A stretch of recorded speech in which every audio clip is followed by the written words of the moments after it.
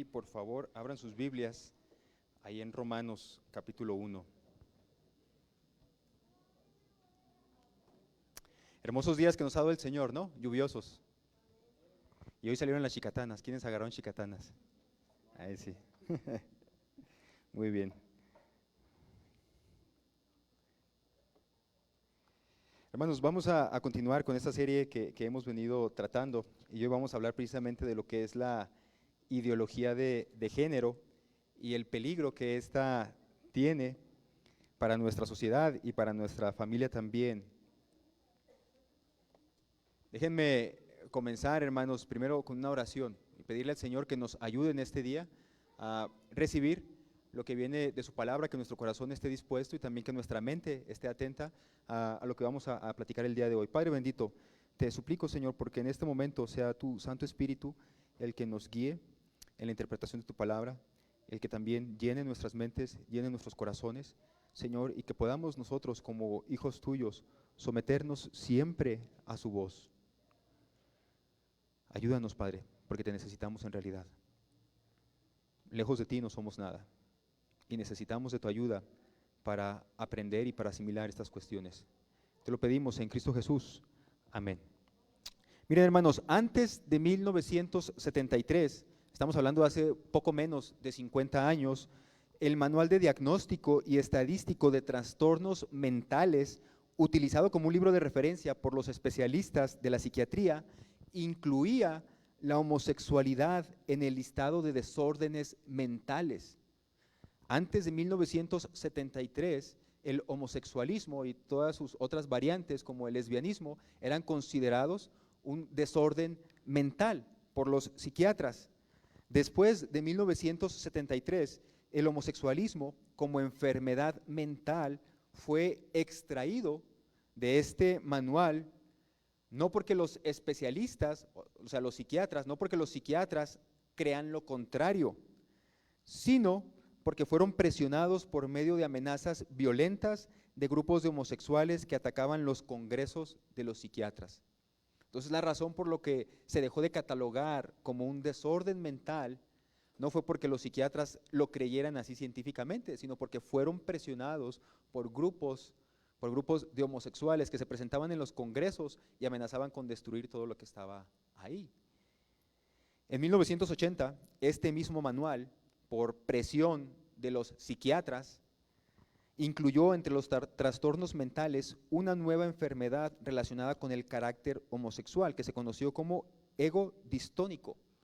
Y esta enfermedad hace referencia a un malestar persistente que sufren algunas personas homosexuales, o sea, que no se sienten a gusto con esa identidad de género, no se sienten a gusto con esa inclinación, y entonces se van y se presentan ante un psiquiatra para que los ayude. Entonces los psiquiatras decían, bueno, no te puedo ayudar porque no es catalogado como una enfermedad, pero los psiquiatras en su práctica normal se daban cuenta de que había gente homosexual que sufría de esto, y entonces ellos decían, ¿cómo le hacemos? Entonces empezaron a presionar otra vez para que se agregara una enfermedad en este manual, y entonces se agregó esta enfermedad ego distónico.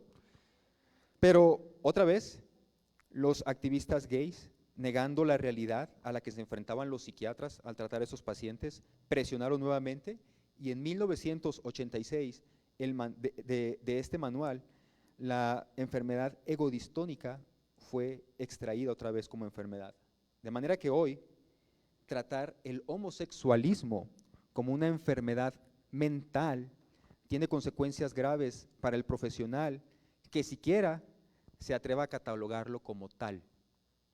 Antes de 1973 y antes de 1980, el homosexualismo y enfermedades relacionadas con el mismo, enfermedades mentales, eran catalogados como enfermedades. Después de esa fecha, ya no. Y el día de hoy, si algún profesional de la salud mental se atreve a tratar el homosexualismo como una enfermedad, le puede traer consecuencias legales muy fuertes, el día de hoy. Lo que yo quiero señalar en este día, hermanos, con este marco histórico de un episodio dentro de la psiquiatría, no estoy defendiendo la postura psicológica del homosexualismo como una enfermedad mental. Lo que yo quiero que ustedes vean con esto que les acabo de decir es que hay intereses humanos perversos, obviamente originados por Satanás, que doblegan a la ciencia, a la política y en algunos casos a la religión por los intereses de unos cuantos. Es decir, hay ideas que a pesar de ir en contra de la naturaleza, en contra de la razón y en contra de la buena moral, buscan ser impuestas porque así conviene a los intereses de algunos. Tal es el caso de la ideología del género, que por cierto, hermanos, hablar de ideología del género es más que hablar simplemente de homosexuales y lesbianas. Es bastante más, y va a aparecer ahí una diapositiva. Miren, hablar de la ideología de género tiene que ver con estos postulados que ellos hacen. En primer lugar, ellos dicen que no se nace hombre o mujer. Es decir, no nacemos con un sexo determinado biológicamente. O sea, sí, el sexo está determinado biológicamente, pero en realidad el género se aprende y se construye social y culturalmente denominándose género. Entonces, lo que hacen ellos es separar el sexo biológico con el que nosotros nacemos de lo que viene siendo el género.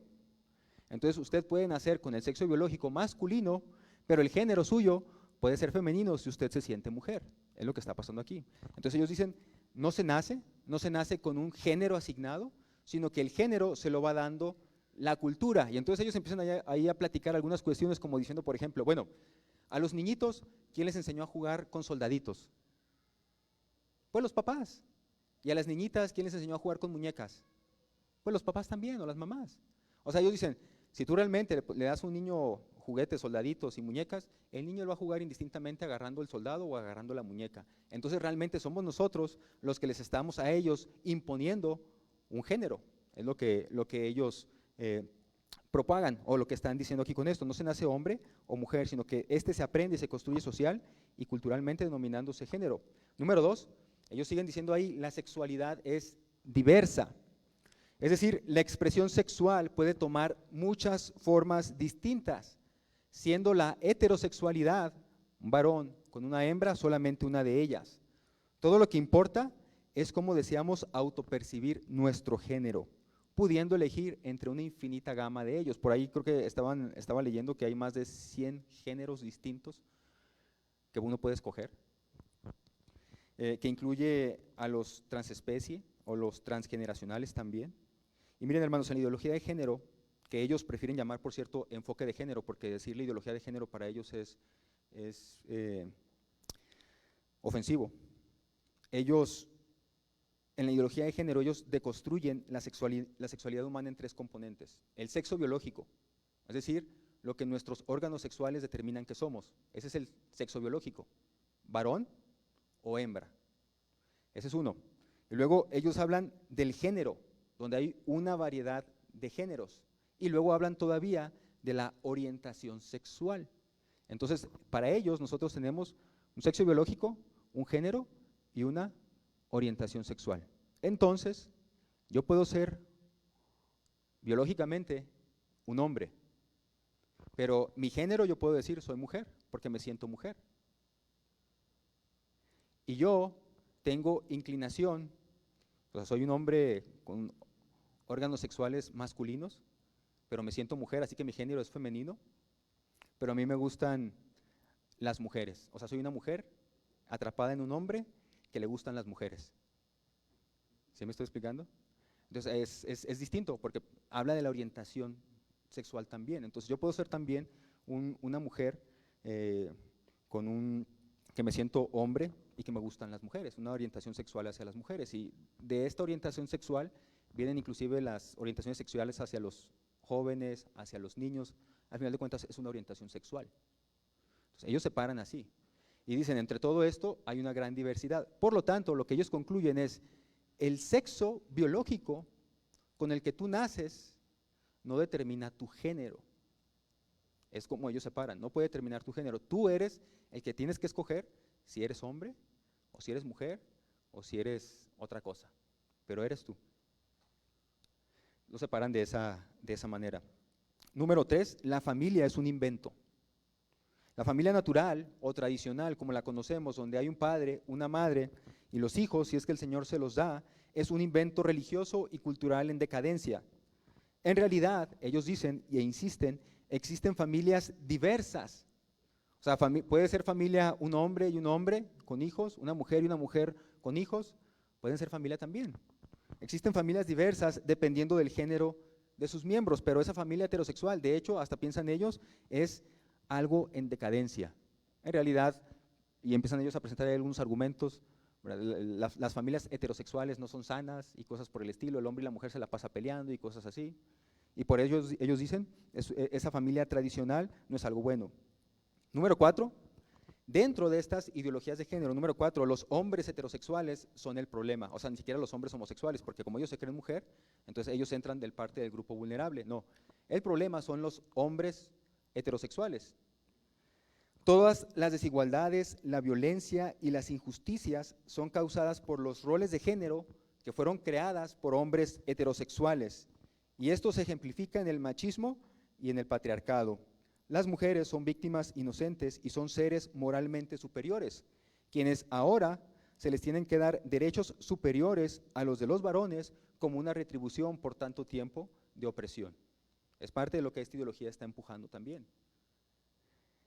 Número 5, la violencia es unidireccional. La violencia de género se da única y exclusivamente de parte del hombre hacia la mujer y nunca a la inversa. Por ejemplo, y aquí esto está bien claro, yo les puedo preguntar a ustedes, ¿cómo se llama cuando un hombre asesina a una mujer? Feminicidio. ¿Cómo se llama cuando una mujer asesina a un hombre? Dicen homicidio, debería ser androcidio, ¿no? Porque está asesinando a un hombre. Pero ni siquiera está en nuestro concepto, en nuestra mente, el concepto androcidio, porque se nos ha estado inculcando que el único que ejerce violencia dentro de una pareja es el hombre contra la mujer. Y entonces, sí existen feminicidios, pero según esta ideología de género, no existen los androcidios. Cuando una mujer mata a un hombre por celos, es simplemente violencia familiar. Pero si un hombre mata a una mujer por celos, ese sí es un feminicidio, y la mató porque es mujer.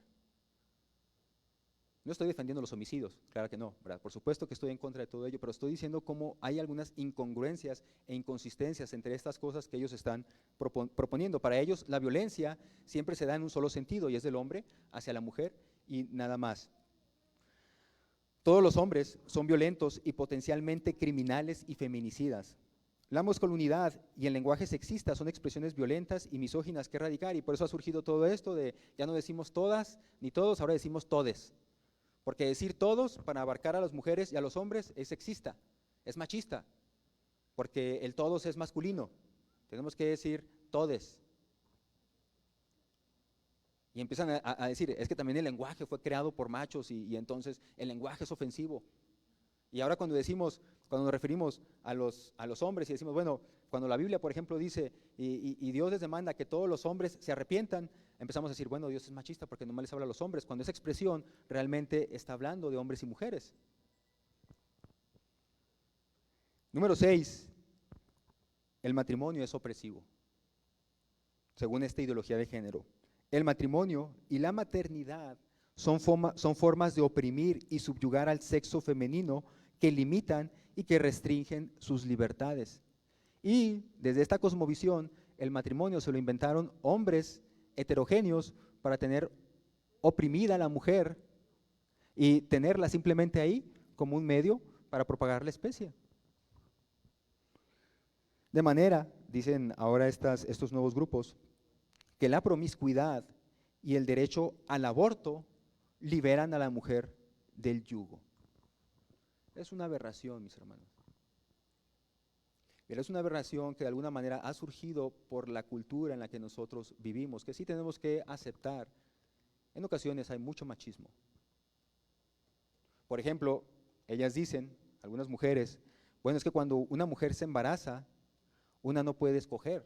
Uno tiene al bebé ahí en el vientre y tiene que estar cuidando y tiene que estarse cuidando y cosas por el estilo, ¿verdad? Y tiene uno que tener mucho cuidado y cosas así.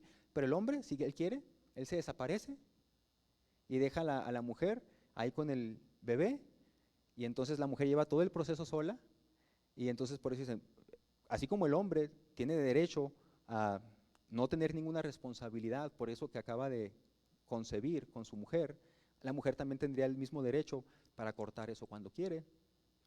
Pero ese es un mal ejemplo, porque en realidad cuando una mujer está embarazada, también el esposo es responsable de ese embarazo. Totalmente. Y yo creo que todos nos damos cuenta, por ejemplo, una mujer embarazada que sube a un autobús y no hay lugares, ¿qué hacemos? La gente se levanta, ¿no? O inclusive en la fila, a las mujeres embarazadas por lo regular, pues pásele usted, pásele al frente, porque sabemos y reconocemos la labor. Entonces, un hombre que se desaparece o que se desentiende del embarazo de su esposa provoca luego reacciones como estas. Que las mujeres digan, no, es que nosotros sí nos tenemos que cargar con todo el embarazo, pero pues ustedes bien tranquilos, ¿no?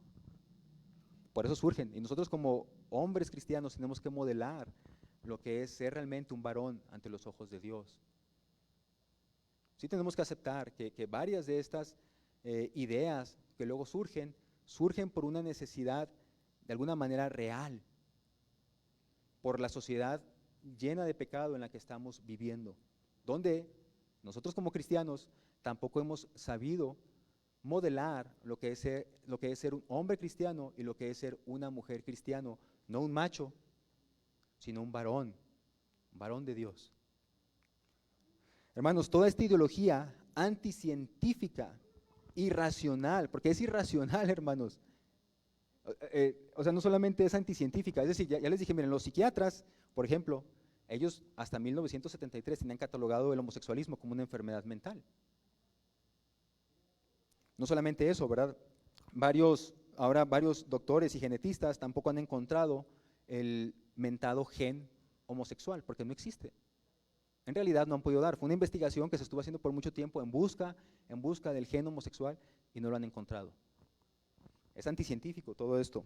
Es irracional, es inmoral y es contrario a la revelación de Dios. Miren, es irracional y es ilógico, porque por ejemplo, hablando de todas estas cuestiones, póngase a pensar, imagínense que yo soy un hombre, ya tengo, no está mi esposa, 35, ¿verdad? 35, 36. Tengo 36 años y que de pronto yo digo, bueno, pues yo estoy atrapado en un cuerpo masculino, pero yo no me siento hombre, yo me siento mujer. Y varios van a decir, ok, sí, aceptamos, te sientes mujer. Y les digo, bueno, pero no me siento cualquier mujer, me siento una mujer de 15 años. Bueno, está bien, porque también puede ser transgeneracional. Te sientes una mujer de 15 años. Sí, entonces me siento una mujer de 15 años y me dan ganas de tener un novio de 15 años.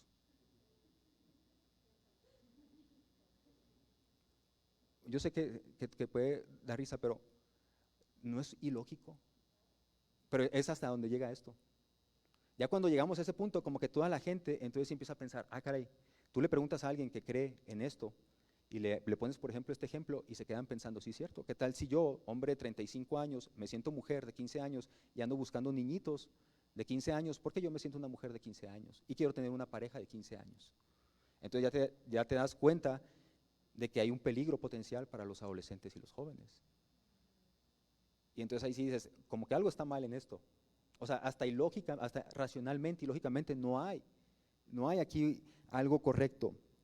Toda esta ideología anticientífica, irracional, inmoral y contraria a la revelación de Dios se envuelve en un discurso de igualdad, libertad y tolerancia que ataca a sus detractores señalándolos como intolerantes, retrógradas, religiosos e incitadores al odio. Tú platicas esto y te dicen, es que tú estás promoviendo el odio.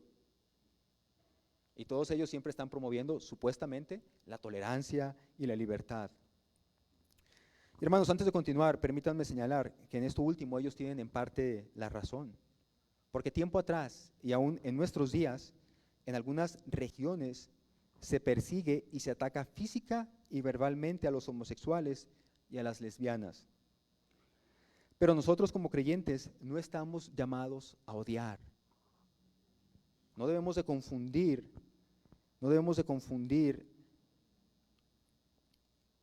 hablar la verdad con odiar a las personas. No debemos de confundirlo jamás. Debemos nosotros comunicar la verdad con amor, entendiendo que nuestra lucha no es contra las personas, es contra sus ideas. Y por lo tanto debemos de generar un clima de diálogo donde de una manera sabia y pacífica presentemos nuestro punto de vista. Miren, hermanos, si estamos platicando nosotros con alguien que cree que la ideología de género está bien y que se deben defender todos estos derechos y que se les debe enseñar a los niños en la escuela, todas estas cuestiones, Nosotros como cristianos debemos platicar desde el punto de vista bíblico la verdad de Dios. Pero si nosotros nos damos cuenta que en nuestro diálogo con aquella persona o se enoja él o me enojo yo, lo que debo hacer ahí es parar.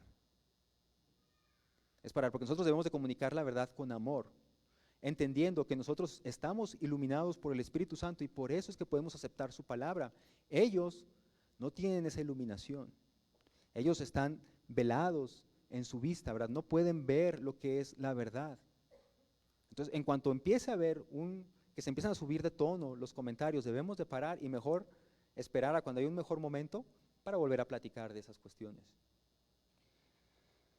Segunda de Timoteo 2:24 dice lo siguiente: un siervo del Señor no debe andar peleando, sino que debe ser bondadoso con todos, capaz de enseñar y paciente con las personas difíciles. Instruye con ternura a los que se oponen a la verdad. Tal vez Dios les cambie el corazón y aprendan la verdad. Entonces entrarán en razón y escaparán de la trampa del diablo, pues Él los ha tenido cautivos para que hagan lo que Él quiere. Ellos están cautivos. Y nosotros tenemos que comunicar la verdad, esperando que sea Dios y su palabra la que ilumine su corazón, la que ilumine su mente. Por eso, si se empiezan a levantar los ánimos, no debemos hacerlo. Y tampoco nosotros tenemos que estar atacando a alguien homosexual o lesbiana con palabras groseras. No tenemos que hacerlo. Si ellos se prestan a un diálogo, hay que platicar con ellos. Si no se quieren prestar a un diálogo, tampoco hay que obligarlos. Siempre que haya la oportunidad de platicar y dialogar con ellos en buenos términos, hay que hacerlo. Pero si no, no debemos hacerlo porque simplemente vamos a estar peleando. Una vez dicho lo anterior, hermanos, ahora sí podemos platicar desde la palabra de Dios. ¿Dónde está el origen de todo esto? ¿Verdad? ¿Dónde está el origen de toda clase de pensamientos ajenos a la voluntad de Dios? Y por supuesto, con la ideología de género. Miren, ahí vamos a Romanos. Dije Romanos capítulo 1, versículo 18. Y dice la palabra de Dios así: Dios muestra su ira desde el cielo contra todos los que son pecadores y perversos, que detienen la verdad con su perversión. Ellos conocen la verdad acerca de Dios porque Él se la ha hecho evidente. Pues desde la creación del mundo, todos han visto los cielos. ¿Quiénes? Todos. Dice, todos han visto los cielos. ¿Verdad? Todos han visto los cielos. Y dice, todos han visto los cielos y la tierra. Por medio de todo lo que Dios hizo, ellos pueden ver a simple vista, ¿qué cosa? Las cualidades invisibles de Dios.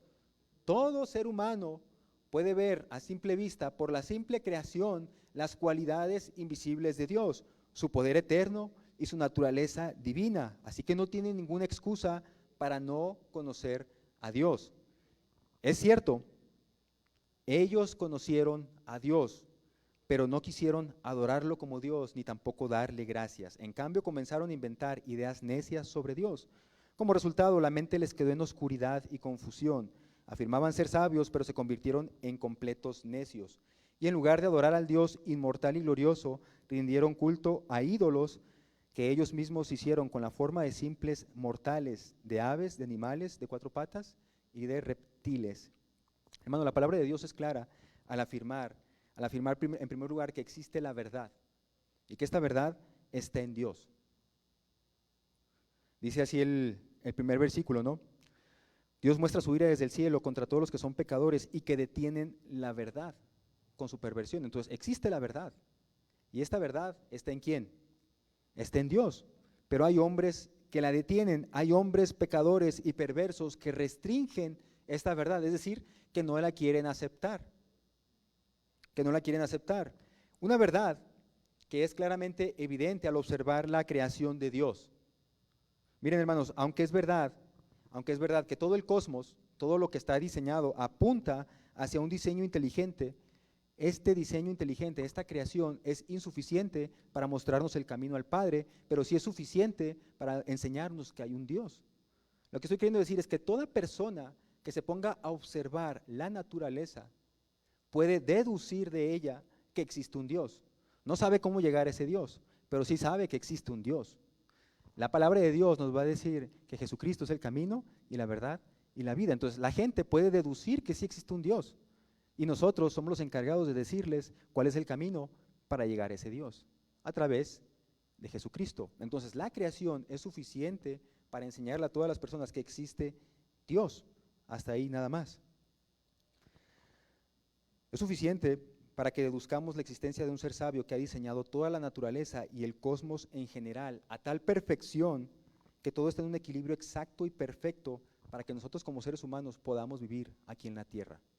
Han intentado buscar los científicos, los cosmólogos, los astrónomos también, iba a decir astrólogos, pero esos son otros, ¿verdad? Los astrónomos han intentado buscar evidencia de vida en otros planetas y lo han hecho por mucho tiempo y hasta la fecha no han encontrado nada y cada vez llegan a la misma conclusión.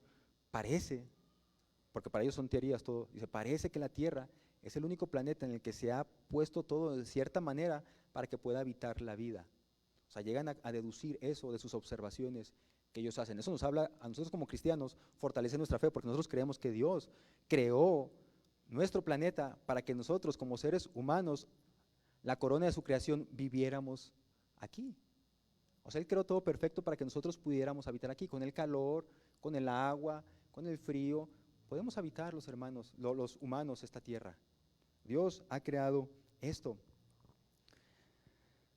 El doctor Paul Davis, que él es agnóstico, no es cristiano, él es agnóstico, o sea, sí cree en la existencia de un Dios, pero él cree que no podemos como seres humanos conocer a ese Dios. Él es agnóstico sobre la cuestión de Dios y es un cosmólogo respetado de la Universidad de Arizona. Él escribió lo siguiente: toda la ciencia, fíjense, él es científico, toda la ciencia se basa en el supuesto de que la naturaleza está ordenada de una manera racional e inteligible.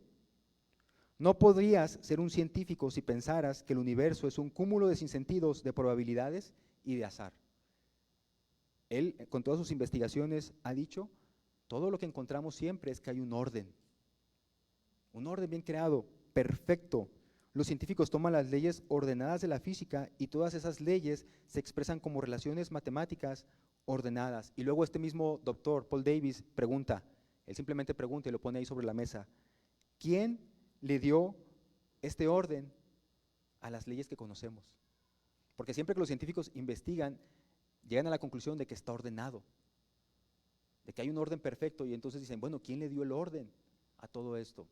Varios de ellos sí deducen que son cristianos, deducen que es Dios, y otros se niegan a creer que hay un Dios. Últimamente hay un movimiento dentro de la ciencia donde cada vez más científicos se están alejando de viejas teorías, como la teoría de la evolución, para explicar el origen de la vida, que por cierto a mí en la escuela primaria se me enseñó como que no una simple teoría, sino como la realidad, de que así fuimos nosotros creados o así llegamos aquí al planeta Tierra. Pero muchos científicos ya no creen en la teoría de la evolución de las especies que promulgó Darwin, porque se han dado cuenta de lo irracionales que son. Y hay varios de ellos que están apuntando hacia un diseño inteligente, un diseño superior. Otros, al darse cuenta que el origen de la vida no puede ser explicado por medio de la evolución, prefieren darle la vuelta al problema y decir, los extraterrestres vinieron a implantar la vida aquí en la Tierra. Ahora les pides tú a ellos, bueno, dame evidencias de que existen los extraterrestres, pues todavía no las tenemos, pero conforme vaya avanzando más la ciencia seguramente lo vamos a encontrar. Prefieren creer que seres con ojos grandes, de color verde, con cabezas grandotas y cuerpos chiquitos, vinieron a implantar la vida aquí en la Tierra, a decirnos que existe un creador. Y aún así eso sigue siendo irracional, porque la pregunta vuelve otra vez a lo mismo, bueno, ¿y quién creó a esos seres extraterrestres?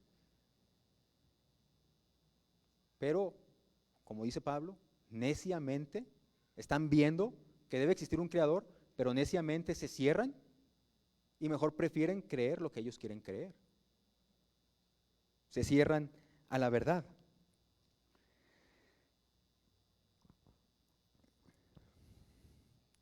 Cuando tú compras, bueno, perdón hermanos, el origen de muchas de las distorsiones que observamos hoy en nuestra sociedad tiene que ver con una falta de reconocimiento del Dios como el creador. Si tú no puedes reconocer que un ser superior, divino, Dios, creó todo lo que tenemos aquí en la tierra y nos creó a nosotros también, entonces se empiezan a pervertir y se empiezan a salir tantas cosas irracionales que observamos el día de hoy, porque no creemos que existe un creador. Cuando tú compras un aparato electrónico o un automóvil, o no sé, un refrigerador o un software, no sé, ¿qué es lo que te dan junto con el aparato? Un manual de usuario, ¿verdad? Que le dice ya a la señora, no le eche a la lavadora más de 12 kilos de ropa, porque si no se va a echar a perder, y no podemos garantizar que funcione la lavadora así, si le echa más ropa de la que decía. ¿Y qué hace la mujer? Vaya a agarrar todas las cobijas, lavadora nueva, y la llena de cobijas, ¿no? Y luego se echa a perder, y luego quieren reclamar la garantía. O le dicen al hombre, ¿verdad? Cuando va y compra un automóvil, tienes que venir a darle mantenimiento cada 12,000 kilómetros o cada año, que le cambien su aceite, que le cambien sus bujías. ¿Y qué hace el hombre? No, pues le voy a dar hasta que se descomponga. Y se descompone y entonces van y les cobran más por la reparación. Hay gente que se quebró la cabeza, que estuvo pensando, que estuvo haciendo cálculos de ingeniería, cálculos matemáticos, cálculos físicos, para decir, este aparato que se estoy entregando solamente soporta tanta carga. Este vehículo que se estoy entregando tiene que hacerle mantenimiento cada tanto tiempo. Y los que lo compramos nos creemos más inteligentes. ¿Sí? ¿Me explico? O sea, nosotros simplemente lo compramos, gastamos el dinero, pero ellos gastaron, no sé, 2 o 3 meses completos, y no solamente uno, sino un equipo de personas diseñando todo eso, ingenieros con posgrados y cosas así. Y nosotros se nos ocurre que somos más inteligentes que los diseñadores de esa máquina.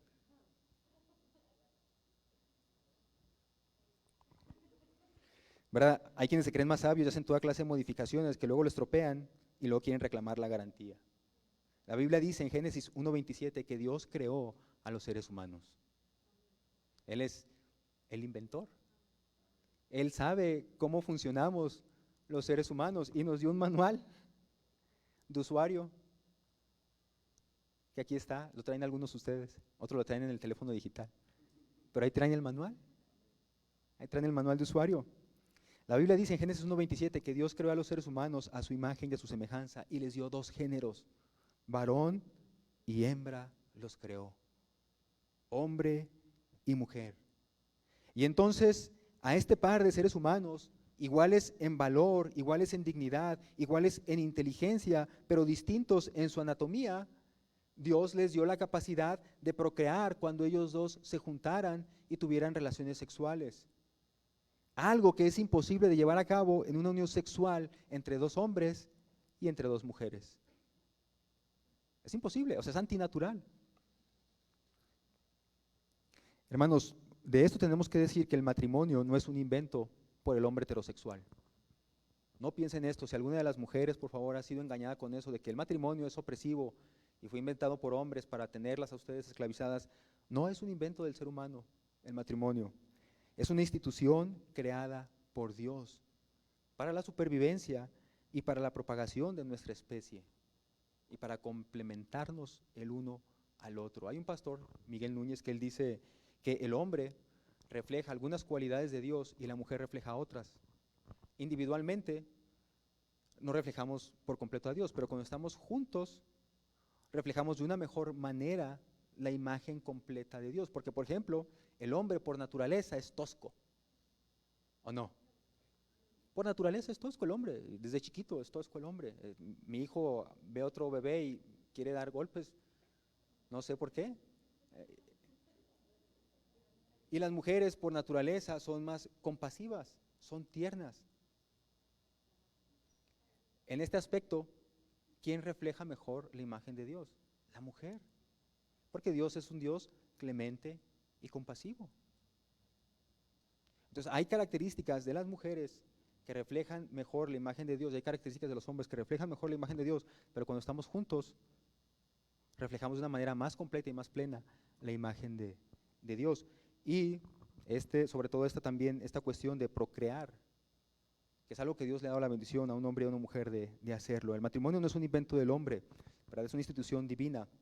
Y Dios también le ha dado el género a cada ser humano, ¿verdad? Ha sido Dios. Y unos son hombres con órganos sexuales masculinos y otras son mujeres con órganos sexuales femeninos. Y la atracción o la orientación sexual natural es hacia el género contrario. No hay tal cosa como diversidad de orientación sexual. La orientación sexual es hacia el género contrario.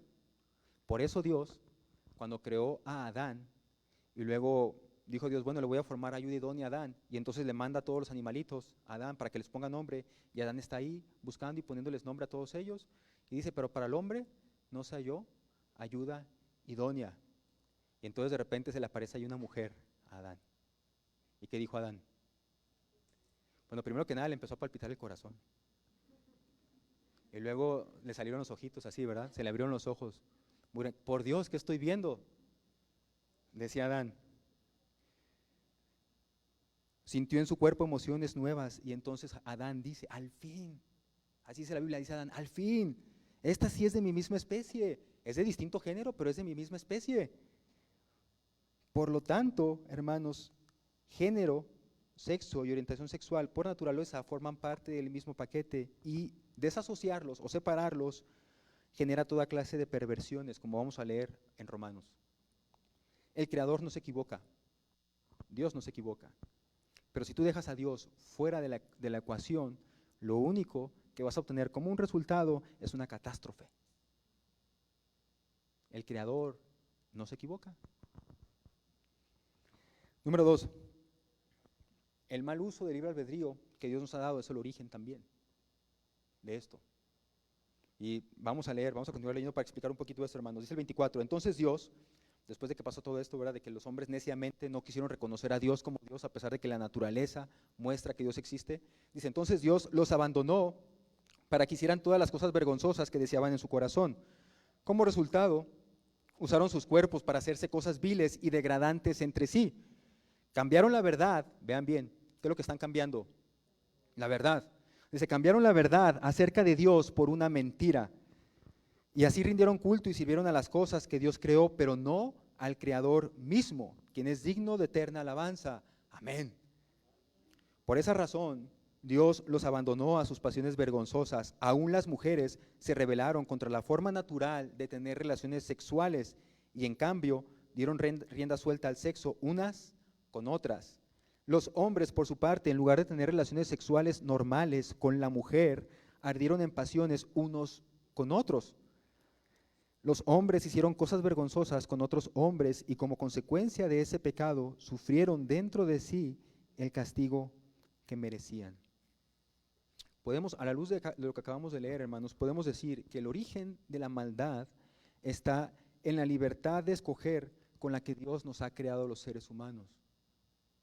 Cuando nosotros leemos en el versículo 24 que Dios los abandonó a sus pasiones, no significa que Dios haya dejado de tener cuidado de su creación, porque si Dios deja de tener cuidado de su creación, esto se desmorona en un 2x3. No significa eso. Lo que significa es que simplemente Dios dejó que ellos dieran rienda suelta a lo que sus pasiones los motivaban a hacer. O sea, básicamente es como que le está agarrando la cuerda y lo suelta, está bien. Eso es lo que significa aquí.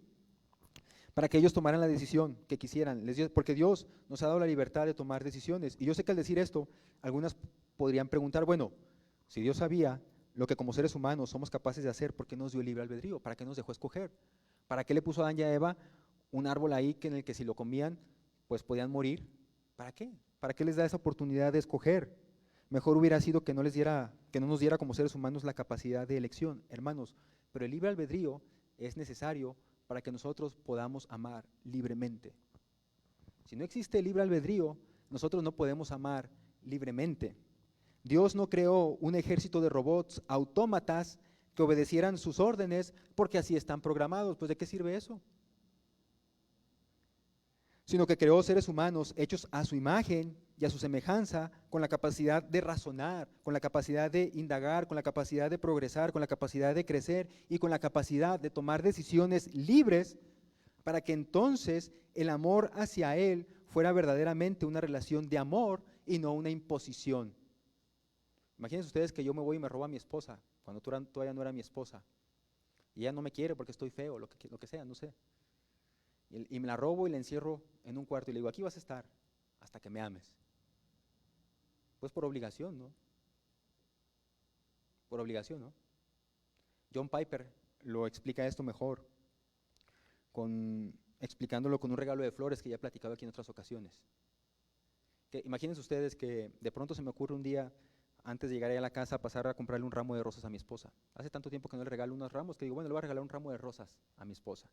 Y voy y llego y por sorpresa se lo doy, amor, mira, y le doy ese ramo de rosas. Y mi esposa lo ve y se emociona, porque dicen, pues, hace un año que no me regalas flores, o cuánto, ya más, ¿no? Yo creo, hace un año que no me regalas flores, me dice mi esposa, imagínense.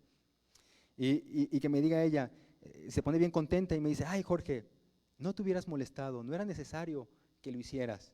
Y entonces yo le digo, no te preocupes, es que es mi obligación como hombre. ¿Cómo creen que sería la reacción de mi esposa? Por supuesto que no, ¿verdad? No quieren que les demos nada por obligación. Imagínense que yo le dijera a ella, no, es que mi obligación como marido, me dijo el pastor que tengo que regalarte flores, pues por eso te fui a comprar unas flores, por eso te las estoy regalando. ¿Ustedes creen, mujeres, ustedes tomarían eso como algo válido? No, porque dicen, pues por obligación nada. Yo quiero que, ¿qué? Que te nazca, ¿verdad? Yo quiero que te nazca, yo quiero que te nazca del corazón, ¿verdad? Imagínense ustedes que mi respuesta a mi esposa fuera lo siguiente, no amor, es que quise regalártelas porque es lo que menos pude hacer por ti, me haces muy feliz, ¿verdad? Y en realidad las flores son muy poco para expresarte todo mi amor.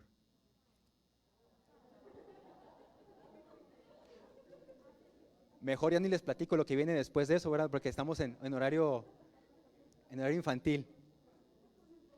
Es muy distinto, ¿verdad? Y la mujer, o sea, este ejemplo, muy simple, pero nos puede hacer darnos cuenta de que el amor es algo que se debe dar en libertad, no por obligación.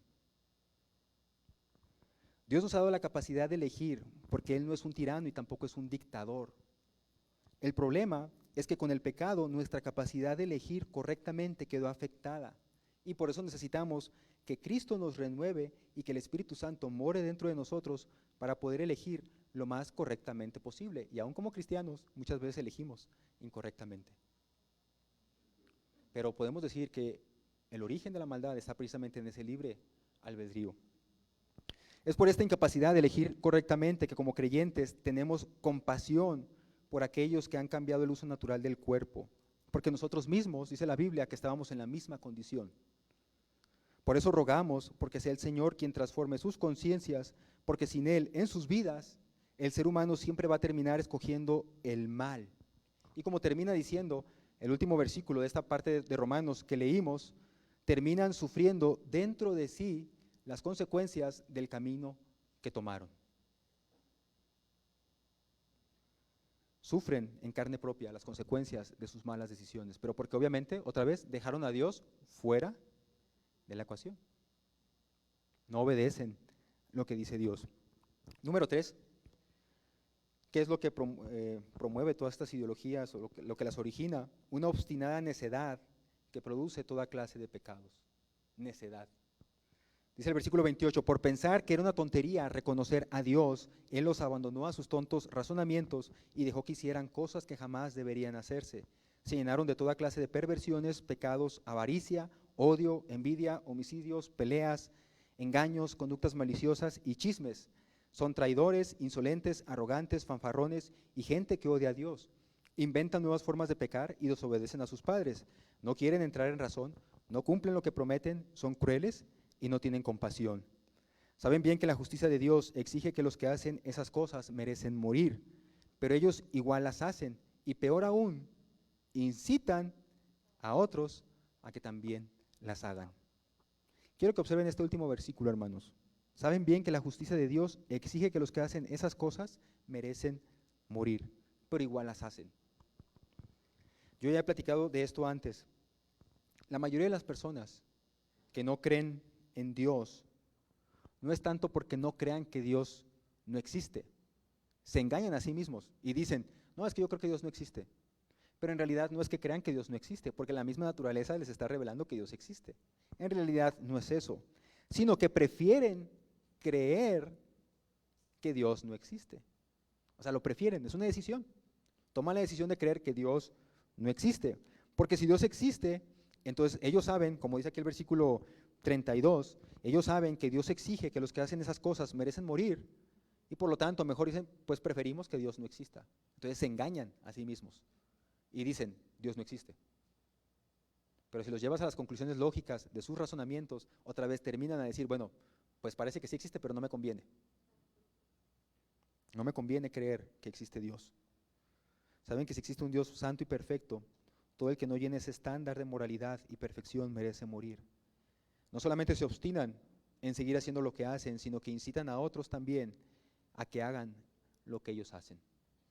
O sea, no son felices con solamente tener ellos esas ideas, sino que insisten en que los demás también tengan esas ideas.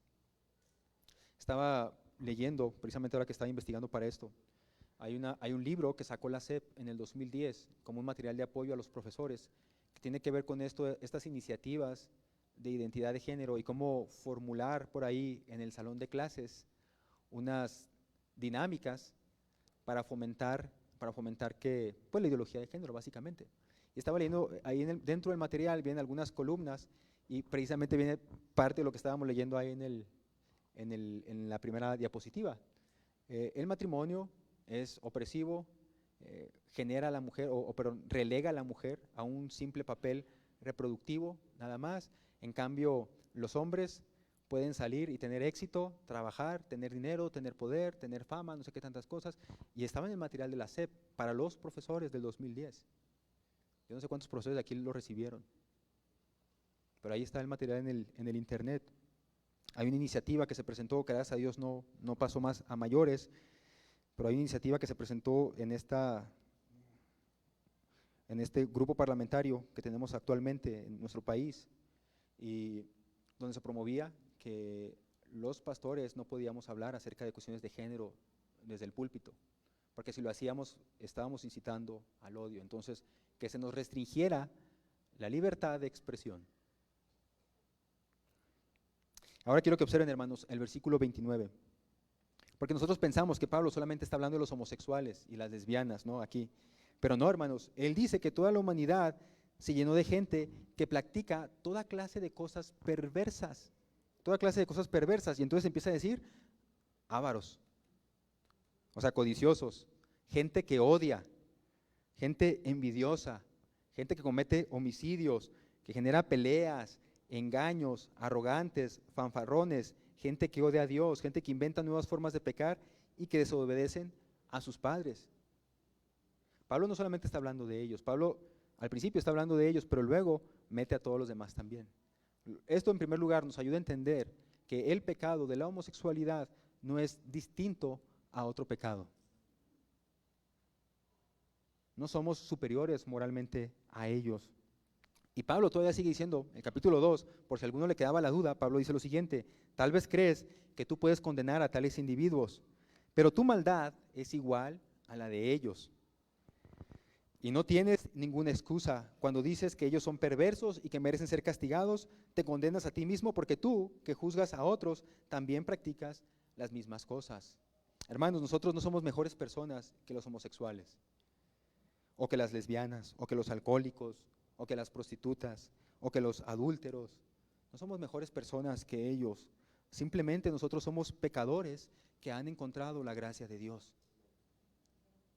Y que no es por nuestra santidad que vamos a ir al cielo, sino que en su amor Dios envió a su Hijo para que con su muerte saldara nuestra deuda con el Padre. Somos salvos por la gracia de Dios y no por nuestras obras. Por lo tanto, cuando nosotros hablamos a estas personas, no tenemos que hacerlo desde una superioridad moral, porque no lo somos. ¿Cuántos de nosotros no encajábamos en esa lista? No lo somos. Y Pablo dice, tú que los condenas, tú mismo, ¿verdad? Tú mismo eres condenado.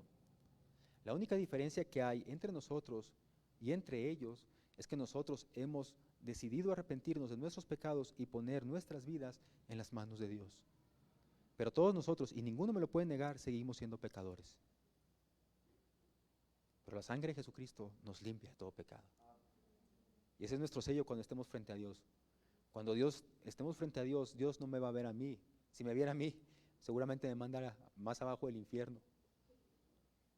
Él ve a Jesucristo, lo que Él hizo Jesucristo, y porque yo he aceptado el regalo de Jesucristo, nada más por eso es que yo iré al cielo. Nada más por eso, no porque yo sea moralmente superior a nadie. ¿Qué debemos hacer entonces, hermanos, como cristianos, para enfrentar estas ideologías? Ya quiero terminar, creo que sí me extendí un poco, pero siempre son temas que a veces sacan bastantes puntos. ¿Qué debemos hacer entonces como cristianos cuando enfrentamos estas ideologías? Bueno, en primer lugar, orar. Lo primero que tenemos que hacer es orar, porque nuestra lucha no es contra sangre ni carne, sino contra principados y potestades, principados y potestades, ¿verdad?, que están en este mundo, huestes de maldad. No debemos dejar de orar, porque detrás de todo esto está la mano del enemigo, tratando de arrastrar más gente con él. Número 2, tenemos que educar a nuestros hijos. El Estado ha tomado últimamente ese papel, y a través de la Secretaría de Educación Pública, ellos promueven, ¿verdad?, cierta literatura, ellos les enseñan a nuestros hijos ciertas cosas. Nosotros como padres, según la palabra de Dios, es nuestra responsabilidad educar a nuestros hijos. No estoy diciendo que no los manden a la escuela, hermanos. Lo que estoy diciendo es que nosotros tenemos que ver qué les están enseñando a nuestros hijos, por si no les están enseñando la verdad completa. Por ejemplo, como a mí cuando me enseñaron la teoría de la evolución, hubiera sido muy padre que mi papá se sentara conmigo y me dijera: bueno, hijo, eso solamente es una teoría, no es la verdad. Yo te voy a enseñar la historia de la creación. Gracias a Dios que yo iba a la iglesia, ¿verdad?, y ahí me la enseñaron. Pero nosotros tenemos que saber qué les están enseñando a nuestros hijos y entonces hacernos responsables por ellos y guiarlos. Enseñarles, ¿verdad?, desde la perspectiva divina, qué es lo que Dios dice acerca de estas cuestiones. Número 3, presentar la defensa con amor. Otra vez, podemos regresar a Timoteo. Presentar una defensa con amor. En el ámbito secular, social, o sea, en el trabajo, en la escuela, cuando podamos hacerlo y se presente y esté el ambiente para dialogar sanamente, presentar ahí una defensa. En el ambiente político también.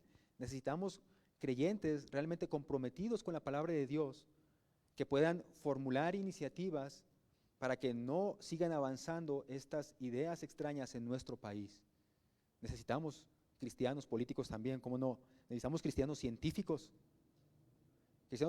que no vendan la verdad de la palabra de Dios al mejor postor, porque muchos de los científicos creen en las otras cuestiones contrarias a la palabra de Dios, no porque sea el resultado de la ciencia, sino porque no les conviene aceptar la verdad de que hay un diseñador detrás de todo esto.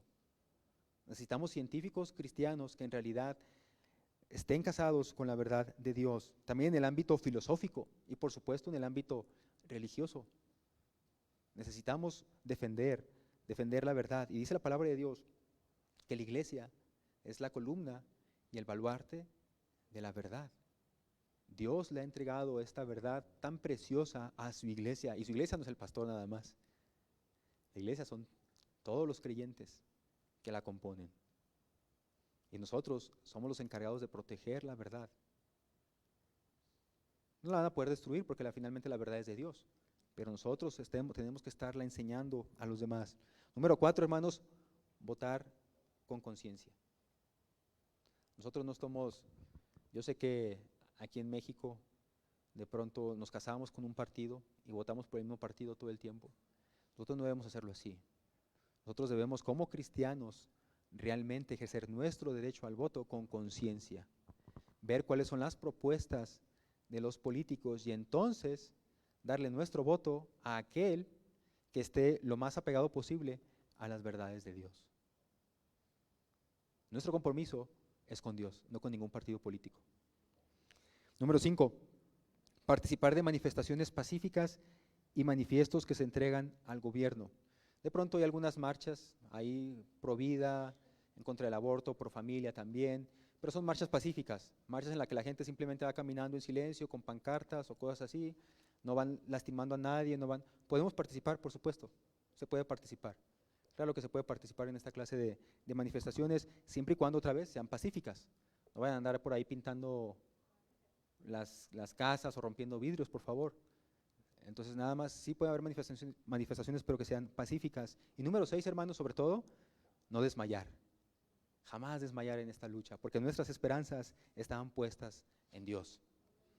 ¿Ustedes creen, hermanos, que esto toma por sorpresa a Dios?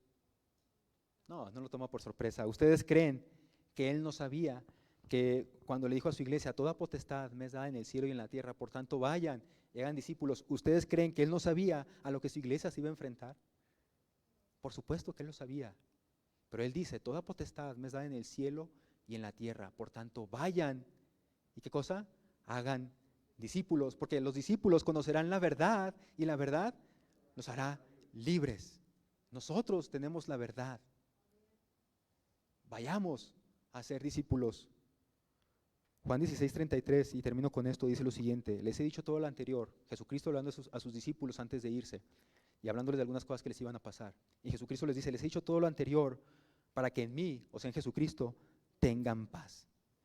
Aquí en el mundo tendrán muchas pruebas y tendrán muchas tristezas, pero confiad, porque yo he vencido al mundo. Padre bendito, te adoramos, Dios, y te alabamos, Padre. Y te glorificamos, Señor, porque nuestra esperanza está puesta en ti. Gracias, Dios, porque en estos tiempos, cuando la familia, cuando el matrimonio, cuando la sexualidad es atacada desde diversos frentes, tu iglesia es una columna y un baluarte de la verdad, en quien tú has depositado tu palabra. Somos tus hijos, Señor, somos parte de tu iglesia. Deseamos asimilar todo esto, deseamos realmente vivirlo, deseamos enseñarlo, Señor, y deseamos sobre todo ser fieles a lo que dice tu palabra. No permitas, Señor, no permitas que ninguna idea extraña entre en nuestra cabeza y tumbe nuestra fe. Señor, danos fuerza y danos también la valentía para hablar y la sabiduría para hablar cuando tenemos que hacerlo, Señor, para exponer tu verdad. Y también, Dios, danos el coraje para defender a nuestros hijos de estos ataques. Protege nuestras familias, protege nuestros hogares. Señor, que ninguna de estas cosas nos lastime. Padre, anhelamos que regreses pronto. Ya queremos que vuelvas, Señor. Vuelve pronto, Padre. Te lo suplicamos en Cristo Jesús. Amén.